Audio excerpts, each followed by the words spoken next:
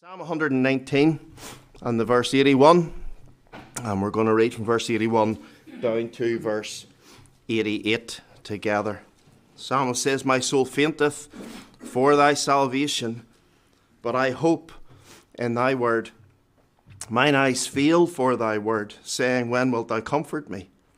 For I am become like a bottle in the smoke, yet do I not forget thy statutes. How many are the days of thy servant? When wilt thou execute judgment on them that persecute me?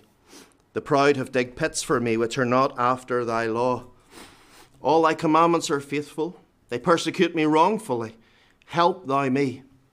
They had almost consumed me upon earth, but I forsook not thy precepts.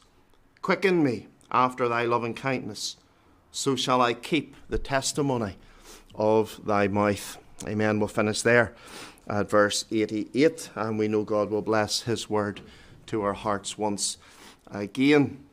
When we recommenced our studies last Thursday evening, we looked at that previous section, the section from verse 73 to 80. We know, as we have been working through these sections of Psalm 119, that we're looking at it under the heading of God's golden alphabet, because each section of the psalm follows through on the Hebrew alphabet.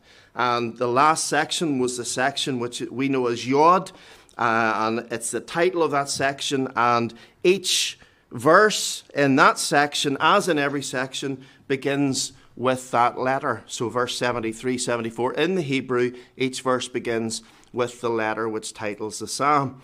When we looked at last week, we thought about Yod and how the Yod represents the hand, and it is, in some ways, it's God's right hand, and how it brings support to